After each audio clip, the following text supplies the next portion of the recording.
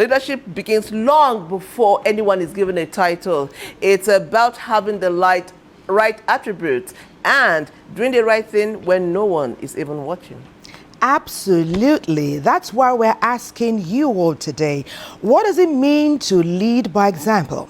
More importantly, how can we all lead and imbibe qualities that will inspire others to follow us proudly? Welcome to Weekend Deal. My name is Thelma Obase. And I am Patience Eloy Abba, and this remains your favorite weekend show on TV.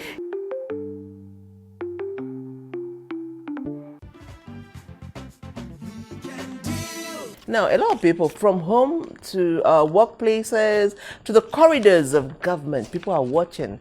And the question remains, are we inspiring people the right way, or our actions sending the wrong messages? To help us unpack our show today, our amazing guests who are also in position of leadership themselves. They're going to be telling us their real life experiences and help us navigate should I use the murky waters of leadership. Please join me in welcoming to our weekend studio a young man who has indeed tasted leadership and continue to taste leadership. He is the Director General of Strategic Preparedness and Resilience. He's at the National Early Warning Center of Nigeria, Mr. Chris Nwodo. Let's see his profile.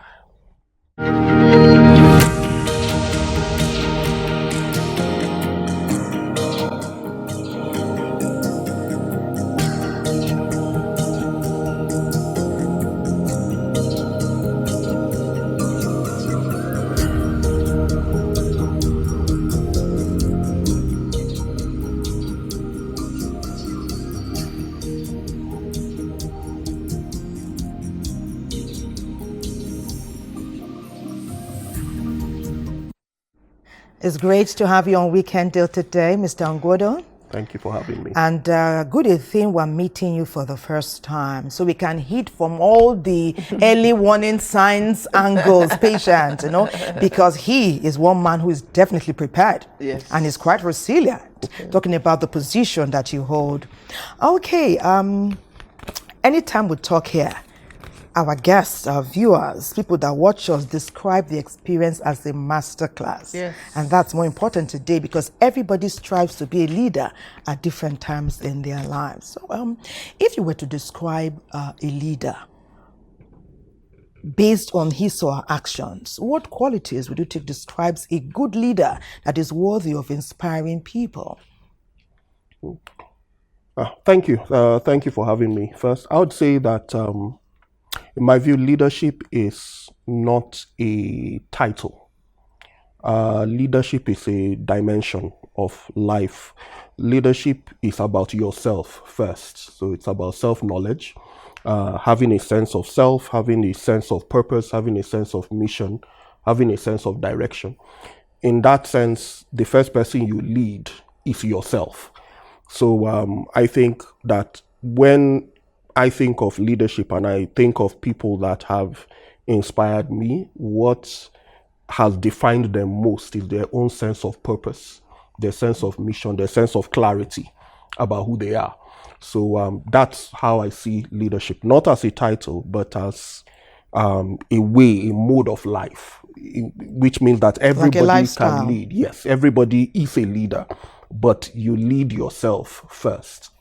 Okay, Thank you. Interesting. Knowing yourself, leading yourself, it helps you it positions you to lead others.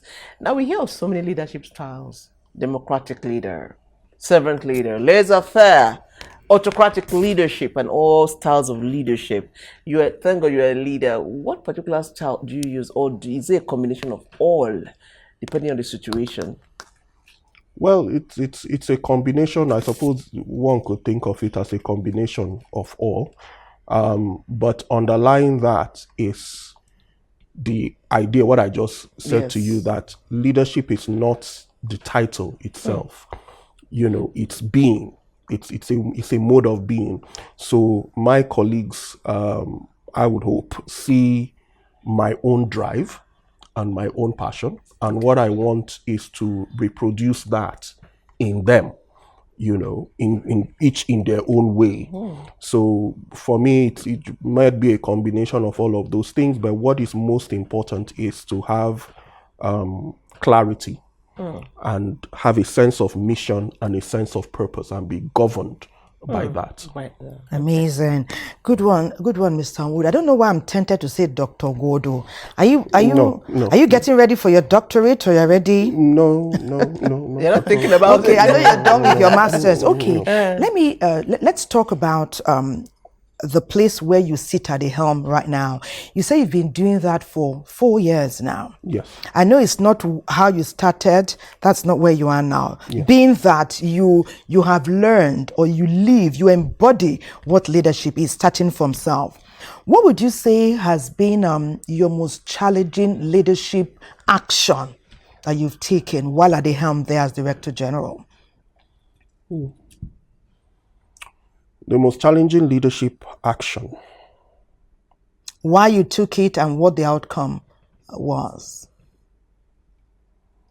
It's very interesting. I can't really pinpoint one particular action that I would say was very challenging to me. The work by itself is happening in a challenging context. Things are constantly changing. But I think what I'll say instead is that in terms of leading, the most challenging facet of working now is that there is such a climate of hopelessness, let me put it that way, and especially among young people.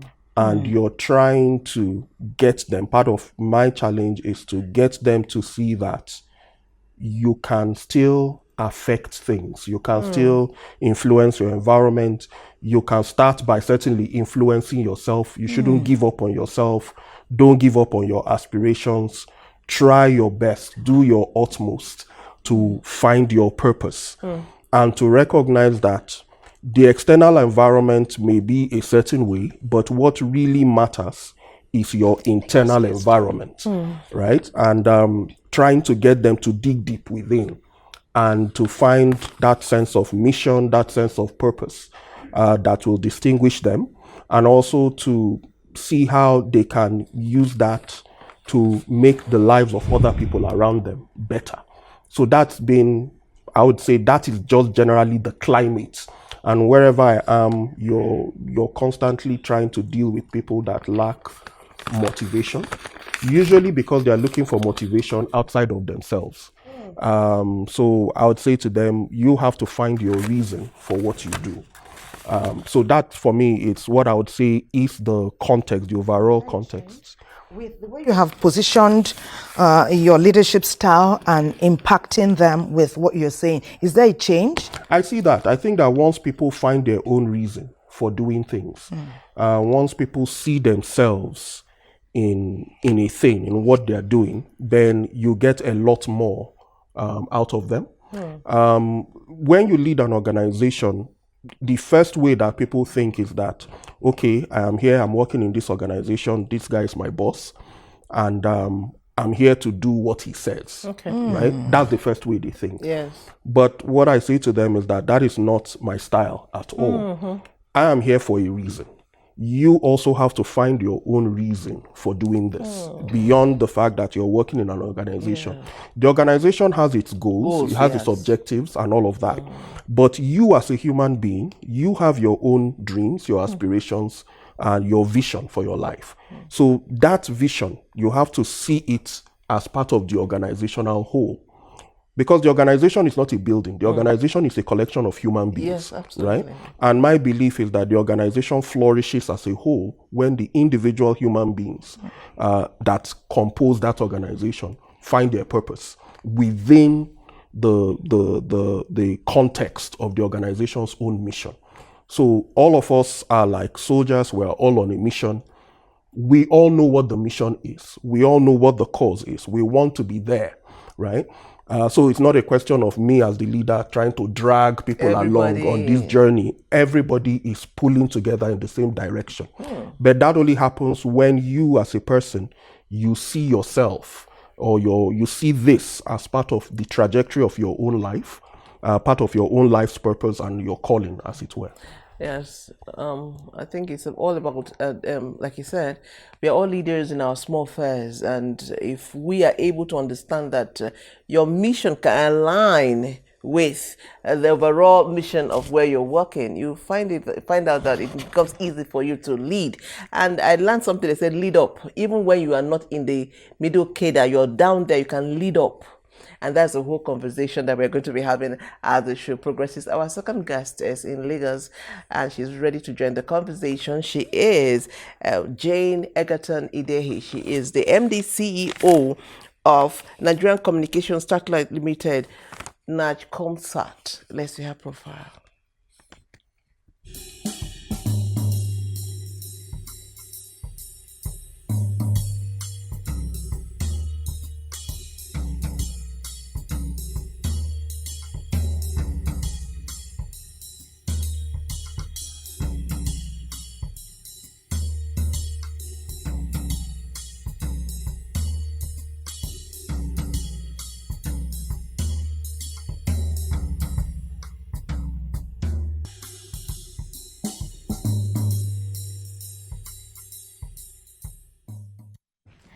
Hello, ma'am. Great to have you on Weekend Deal. I'm excited to be here. I've been listening to the conversation, so I'm really excited to be here.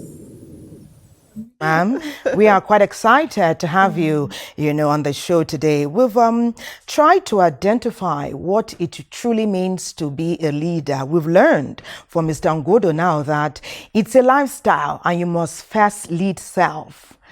As the managing director of NAGCOMSAT, I know that you must have thoroughly understood what this leadership by example means. In your own context, can you give a face to our topic today, leadership by example?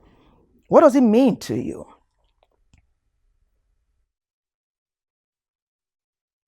Leadership by example is really looking at leadership from inside out. I think Chris mentioned the fact that you cannot lead without leading self. So before organizational leadership is actually personal leadership. But I also really believe that for leadership, especially if you have to lead by example, you're looking at three things. Leadership will show up, or leaders show up with vision. So you have to have a shared vision you're leading people around. Leadership also is all about influence, the fact that people are willing to partake of this vision. Like Chris was saying, they see themselves in the purpose, they want to be part of that calling, they are connected. And of course, thirdly, for me, which is really important, this is what I think sometimes is the tougher part to chew, is integrity, earning trust. You cannot lead by example if people cannot trust you. Integrity is really important. Interesting. If you look at the Nigerian leadership space, do you think that Nigerian leaders lead by example, or we just bask in the euphoria of the power and the authority that he bestows on us? Do we lead by example? If you don't mind, I would reframe it. I think one of the big gaps we tend to see now from the population or from the citizens is that there is no trust.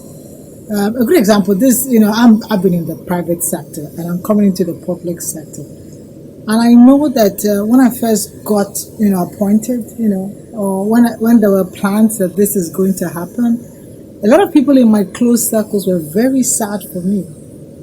And they weren't sad because it was a bad thing. They were sad because the public perception of political leadership has really lost trust.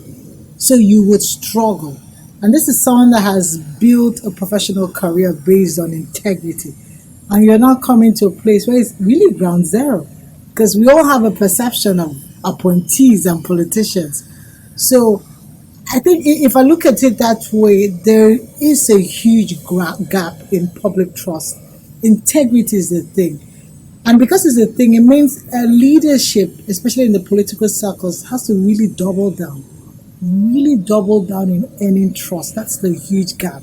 we come with the shared vision. We come with the influence. You see people rally around, but the problem will be competence will get you into the door, but consistency, character, and actually trust, earning people's trust by caring is really what I think will keep people going with you.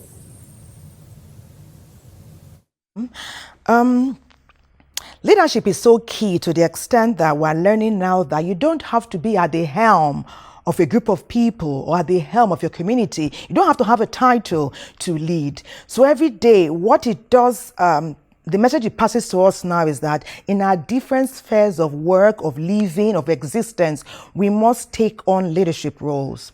You have talked about trust. So what qualities are you inspiring others to follow to the extent that you think you are earning their trust, or you are earning their trust? What deliberate qualities have you imbibed that people can be inspired by your lifestyle and they can inculcate in their own lifestyle such that they lead at different levels where they exist? For that question, because that is a very tough question. But I will share from my own personal experience, because like I said, and like you've also rightly said, leadership for us is a lot about integrity, and leadership is all about earning trust. But what qualities do you need, or what qualities am I striving towards for that? Like I said, competence gets us into the door, isn't it? People read your CV, you just reeled out that CV, or people read your profile, and people are like, oh, she must be good. Oh no, he must be good. He spent all these years leading multinationals and working. But the truth I have really discovered is what will keep you, or what qualities you need people to lock into, is consistency. You have to show up again and again, because I also feel, especially for the Nigerian population, there's a little bit of apathy when it comes to leadership. People are kind of burnt out. There is no trust. People come with, you take up the role, people already have perceived ideas on, would it be one of those people again? They come and, they sell us this. And, tomorrow they change the story. So consistency is important, that you show up, you show up, you show up again. So whatever values you are pushing, whatever values you are standing for, if I stand for integrity, professionalism, I have to show up again and again and again. I think over time, because it can be destructive, it doesn't mean people buy it immediately. Like you go through crisis and you be wondering, is it that everything I've been saying, everything I've been doing, they don't get it? But I want to believe they're coming from a bad experience, so it's going to take a while. But if you stick to it, you are consistent, you start to see you win more people over. And that's what you want, isn't it? You want influence, people to voluntarily want to follow the leader, walk with the leader. And I think that's consistency for me is key. Really keep beyond trust. You keep at it again and again. You keep showing this is Nkechi, Jane, Egerton-Idehen. It doesn't change. Change. The truth of the matter is, if we begin to form the leadership attributes, for example, keep your promises.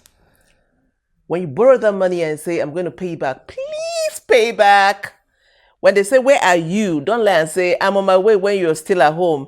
Those are the things that form our leadership qualities, so that by the time you are in that position that has a name, people will believe you, because whether we like it or not, mistrust is one of the challenges that leadership is facing in Nigeria. And I'm talking about leadership at all levels.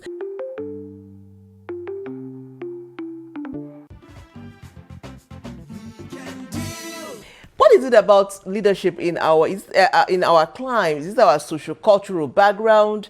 Is it our ideology as far as leadership is concerned? Because in other climes, it's easy for leaders to live normal lives. We see leaders taking public transport. We see leaders doing things that the ordinary people do. But here in Nigeria, it's very difficult to see your lead, to bump into your leader in the bus stop or in the train station and all that. So why is leadership so different in these climes where leaders seem to be simple and lead by example?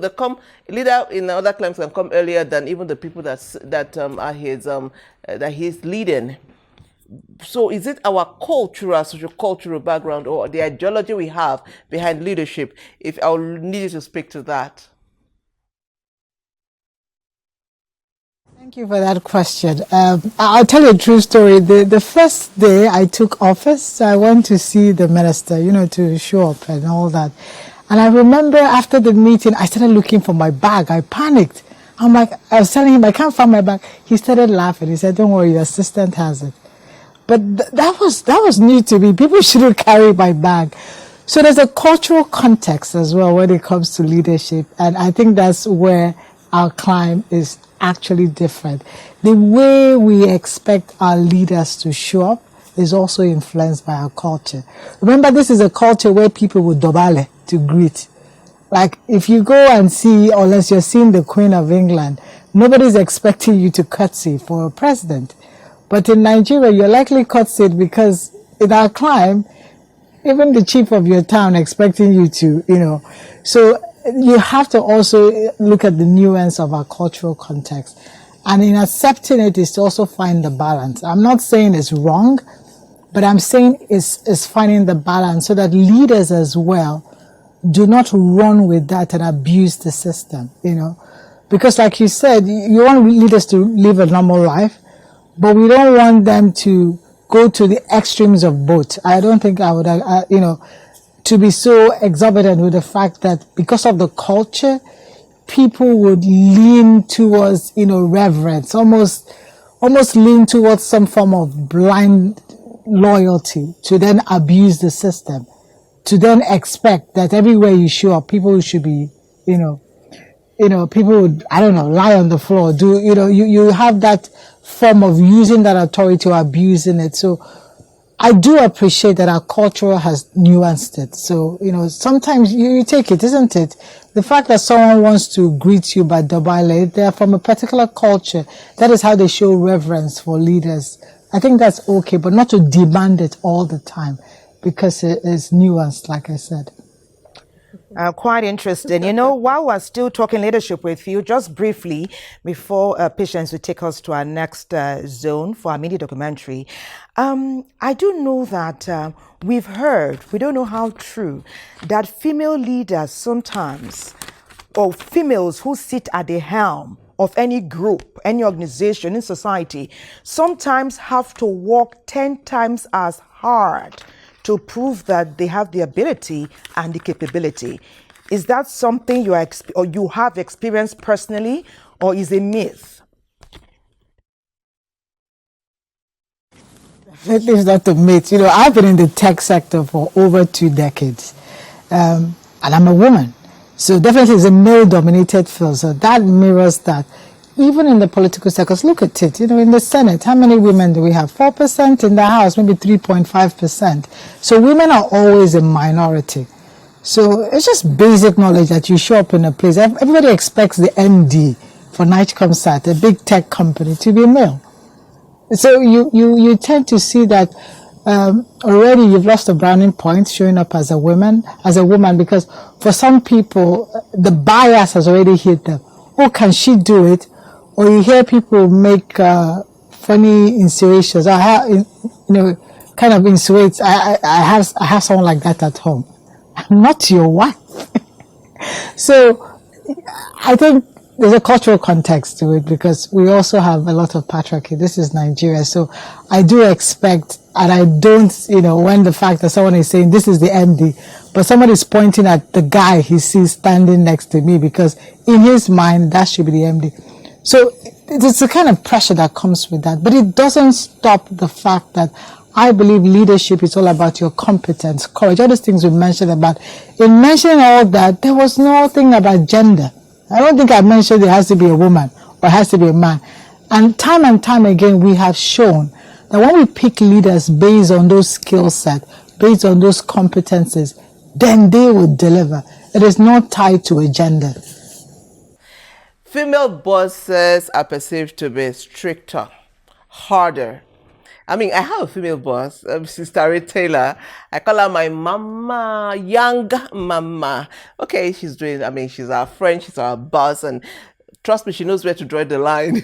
So do you think, your experience, do you think I'm sure you've had female bosses too, and yourself being a woman, Do you think female bosses are too harsh? A lot of people tell you, I prefer a male boss. I beg, I know women and their wala. Me, I don't want woman boss. What's your take on that? Because I was with Tari at a session, leading ladies last week. So I'm just thinking, I've had a female boss, I think just once in my career.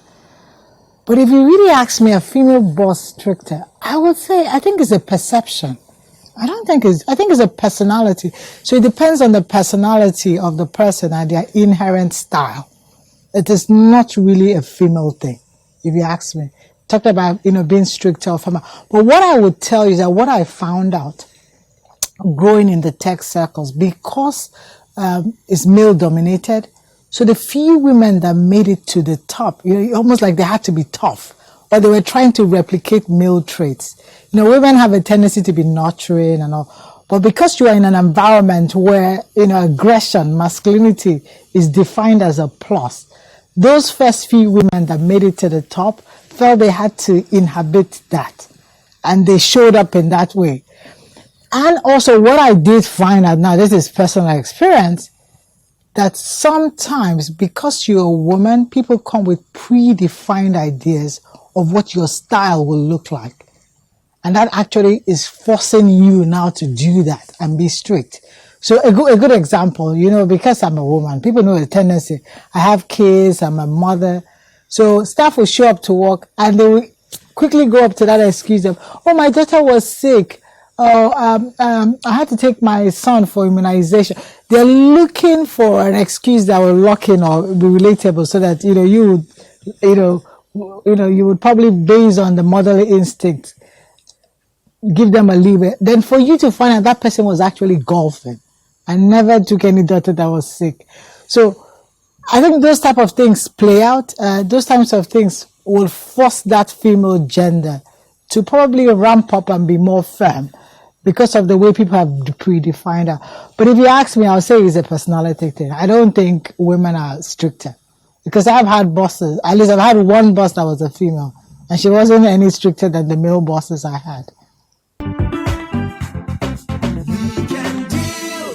Okay, we've had a very, very impactful conversation here, talking with Mr. Chris Ngodo, and over in Lagos, hearing and learning alongside Mrs. Egerton-Idehen. It's been amazing. But before we let you go, our show is gradually coming to a close. Let me ask you one thing. In chatting with you, you seem prepared. Like, even describe you, I would say you were born ready. Perhaps your experiences, perhaps your mentors, perhaps the way you were raised. But there are many young people who have seen you today, and the aspiration, I want to be like Mr. Chris Ngodo. I want to one day lead an organization and lead people in a way that I will be an inspiration. I know you have learned some lessons that further enriched your leadership style, but would you find words, one word or two words or several phrases that will impact people who are listening to you, such that they understand the part fully and stay prepared and ready? Yes, I think, again, at the risk of sounding like a broken record, the thing about leadership is it is entirely about self-awareness, yourself first. So you must find a sense of purpose. Yeah. You must find a sense of mission. And all of those things from the inside, they give you clarity. They give you discipline. Because discipline can't really, in the truest sense of the word, discipline cannot be externally imposed. It's internally generated. So if you have a sense of mission and a sense of purpose, then that governs you, and then that disciplines you as well. Anybody trying to discipline you from the outside, that is really suppression, right? But discipline is internally generated.